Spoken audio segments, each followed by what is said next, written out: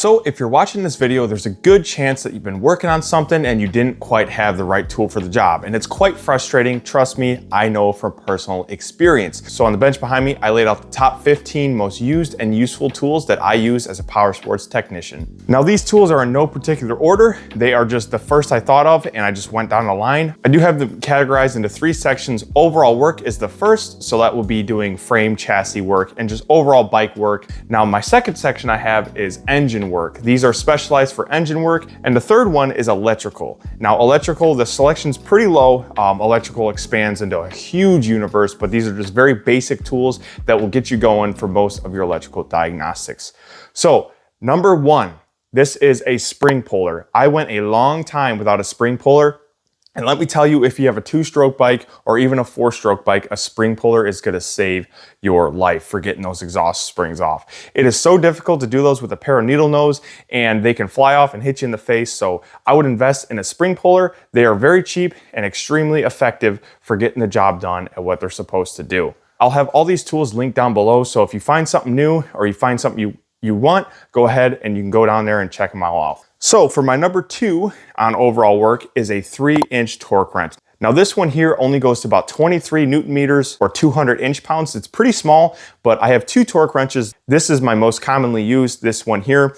This is very good for engine work, even though it's an overall, but a lot of your fasteners on bikes are not that high of a torque value. So I really like this 3/8 drive torque wrench that gets me everywhere I need to be. And there's some bolts on motorcycles that are absolutely crucial to be torqued. So for example, your triple tree bolts, as you guys can kind of see in frame, you have to have those torqued down to spec. You don't want to over tighten them or under tighten them. So stuff like that's very important. Also engine cases, swing arm bolts, axle bolts is very important. So for most of your stuff on bikes, all your small stuff, this little 3/8 torque wrench will get you going. For the next and overall pick, something that has been a little bit controversial, but my most used tool is probably a 3-inch impact. So this is really, really helpful for quickly tearing down a bike. You have a stuck bolt you can't get off. The main thing with an impact is you just gotta be disciplined. So a lot of people have negative looks on impacts, but if you are disciplined and smart with what you do, an impact will save your life and it'll speed up your process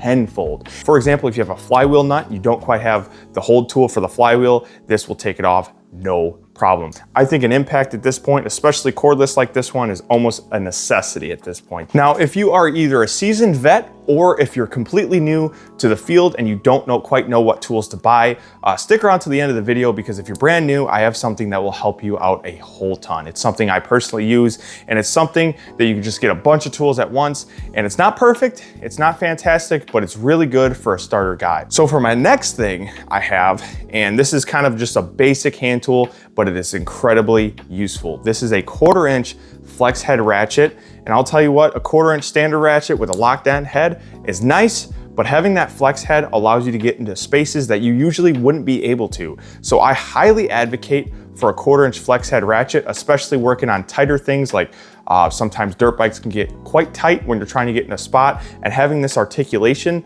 in the handle will help you get out bolts that normal ratchets cannot. So 1/4 inch flex head is highly recommended from me. I absolutely use this thing on a daily basis. This thing is probably one of, if not the most used tool in my toolbox. So 1/4 inch flex head ratchet is absolutely a must in my opinion. If you hate the flex head, you hate the flex head, but I absolutely love it and this is a must have. For the next tool on my list, it is a rubber mallet and or dead blow hammer. This is also in the hammers category, so it's really important to have a nice steel hammer, but as well as a rubber mallet or dead blow hammer. This is extremely useful for example, tapping out axle bolts that may be stuck or tapping on engine cases that may be stuck. Sometimes you just need a little bit of tapping to get what you need off. And the nice thing about the rubber mallets or the dead blow mallets is they don't mar up the surface. So if you are, for example, tapping on an engine case, you won't damage that engine case with a rubber mallet or dead blow. So extremely important to have. You will notice very fast that you need a dead blow or a rubber mallet, and a steel hammer is great for a lot of things, but not quite as good as the rubber mallet. And also keep in mind, the brand of tool you buy is completely up to you. That's all depending on your budget and how much you're gonna use the tool. So if you're only gonna use the tool once, it doesn't make sense to go out and buy a $600 torque wrench. But if you're gonna be using that tool all the time, it does make sense to invest the money and buy something that's gonna last and a very good quality of tool. if you're going to be using it a lot. That's the most important thing. So don't go crazy spending a whole bunch of money on tools. You can go cheaper and you figure out the things you need, figure out the things you really, really need. And then if you want to, upgrade from there to something that's going to last a bit longer. But I have ran Harbor Freight tools for a very, very long time, and they have lasted me many, many of years. So it doesn't have to be Snap-on. It doesn't have to be Matco. You can go right in the middle if you want to. There's a lot of good third-party stuff. I have a lot of Icon stuff personally, and I absolutely love it. Icon's kind of a higher-end Harbor Freight, but I do this stuff professionally, and it's very important to have tools that are reliable and good. So if you don't have the budget to spend a whole bunch of money on tools, go ahead. Don't feel ashamed to go cheaper. Absolutely go cheaper, and then just kind of work your way up from there. Now, it's funny I just said that because this tool here is expensive. These are about $55, I believe, but absolute lifesavers. These are the Knipex twin grips. Now, I didn't have a set of these for a very long time, and I regret not getting them as soon as they came out. These pliers have pretty much replaced my vice grips, and I think there is some kind of magic going on inside these, but best pliers ever. The whole point of the twin grip is you have standard plier operation, and you also have the end. So you could take a fastener that's rounded in there, grab the fastener and twist it out. These have saved me countless of hours. These are hands down the best pair of pliers I've ever owned, and I would not think twice about buying them again. So absolutely very important. Like I said, personal preference, but I absolutely love the Knipex twin grips, and they have personally saved me on rounded fasteners, especially Allen heads and Torxes. These are, they're phenomenal. So for the last tool on the overall work section would be a torch. This one is just running off propane. MAP gas is a bit better, but these torches are extremely nice if you need to heat a bolt that you can't get in, or if you need to heat a case to get a bearing out or in. These torches are extremely, extremely helpful. These will save you a bunch of time trying to get either a corroded, stuck fastener out, or if you need to heat a case to set a bearing or get one out. These are very, very nice. Okay, so diving right into the engine section. Now, there are hundreds of tools that are useful in this section, but these are just my most used and useful tools in the engine section. So first thing I've got for you is a pick set. What picks are very useful for are either getting seals out, getting cotter pins out, getting E-rings out that may fall into the case. Picks are extremely, extremely useful. I use these all the time. This here is a little Icon set, comes with 4 picks, all different shapes and sizes. So I really, really enjoy these pick sets. They're very nice and very useful, and they will save you a bunch of time. Okay, working on all kinds of bikes, especially dirt bikes in this case. My next thing on the list is an impact screwdriver. This is one thing I wish I would have bought right off the bat when I started working on stuff. Impact screwdrivers, the concept of them is you turn the screwdriver one way, it's almost like a ratcheting in here, and then you take a hammer on this end and you hit it, and what that does is applies downward pressure and also turning pressure. So let's say if you want to loosen a fastener, you set this to loosen, set it on the fastener, give it a whack with the hammer, and what that does is downward pressure and it also loosens. These are very, very nice for, let's say, keeper bolts or keeper screws for bearings inside engine cases. These are very nice for getting those out because generally those are Loctited, and using a normal screwdriver is going to strip that fastener out. So you can get an impact screwdriver on there and get those fasteners out, no problem. So the next thing on the list, this is focusing a little bit more on the 4-stroke engines, but the next thing would be a set of feeler gauges. This one here is a nicer set. It's a higher end set. And it has all your sizes. You can get the cheaper ones that just have them on like a little, I don't know what you call it, but like a little keychain thing. I had one, but it fell apart. But feeler gauges are extremely nice and extremely important for setting valves on your 4-stroke or setting gaps. Anything you need, a feeler gauge set is going to be really nice to keep your 4-stroke engine and even 2-stroke running tip-top shape. So the next thing on the list is something I went without for a long time for really no reason at all, but it is a steel puller. After having a steel puller, I realized exactly how useful they actually are. So how these work is you hook the end of the seal in and you apply pressure leverage this way and it'll pop the seal right out. This will save you a lot of time. It's very nice. You got to be careful with these. Make sure you don't score up the sealing surface, but very nice for getting out those stubborn seals. Very easy, makes your job, makes your life a lot better. So seal puller is another thing I recommend if you're going to be doing a lot of engine work. This also will work on everything else in the motorcycle. Wherever it has seals, these usually work really, really well. For the next thing on my list is a flywheel puller. There's nothing worse than working on an engine. You've got the bike out of the frame, you start to pull everything down, you pull the cover, and you realize you don't have the puller for the flywheel. And I'll tell you what, they are nearly impossible to get out without the right tool. So flywheel puller is gonna save you a ton.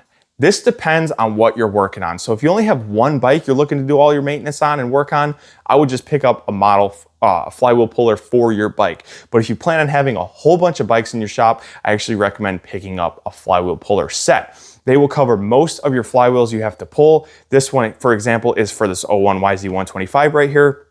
It makes pulling this flywheel an absolute breeze. But if you're working on a bunch of bikes from Hondas to Yamahas to Kawasaki's to KTM's, they have sets out there that for pulling all the flywheels you need. So that's a very nice thing to have. They are a little bit pricey, but it's a good investment just for time alone and frustration on pulling a flywheel. So for the next thing on my list is a bearing puller set. What these are really nice for is when you have a recessed bearing in a case that doesn't have a pass-through where you get a socket on the other side, tap it out with a socket, these will actually grab on here. I'll show you in a second here. These will actually grab onto the inside race of the bearing, and then you attach your slide hammer here and you can pull that bearing out without damaging the case and beating up the bearing too bad. So these are extremely nice when you're doing full engine rebuilds and you're planning on doing all bearings, or if you need to pull a bearing, these are very nice and they make your life very easy for pulling out bearings that are recessed inside cases. So definitely recommend picking up an internal bearing set if you do a lot of engine work. These are also really good for like wheel bearings and stuff where you can't get a socket and extension in there to pound the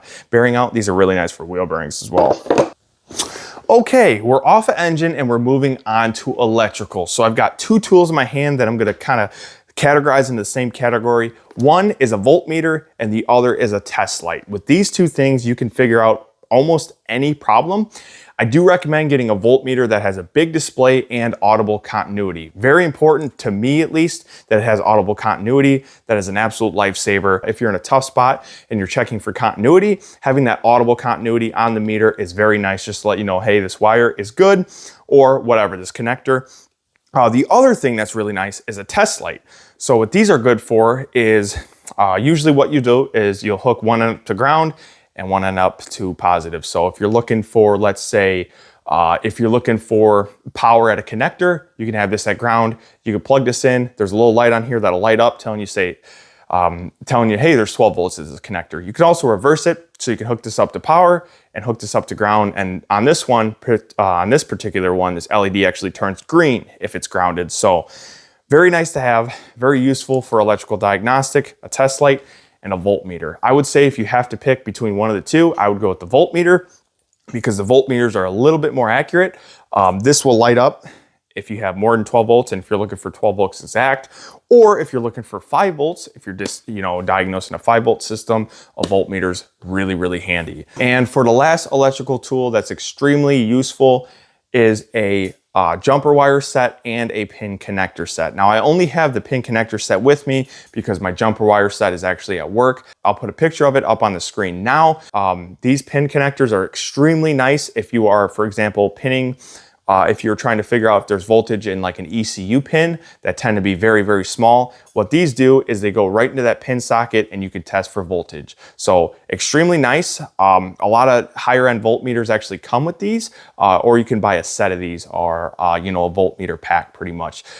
They're very, very nice for getting into ECU connectors specifically, or fuel injector connectors, or really any kind of small engine connector you have. These are extremely nice for. Okay, so if you stuck around in the video for this long, thank you very much. I appreciate that. I do have one bonus item, and this is for the people that don't have any tools at all and are looking to start working on stuff, and they don't really necessarily, they're a little intimidated by going out and buy a toolbox and filling it. Just to get you going, what I recommend is a 301 piece mechanics tool set from Harbor Freight.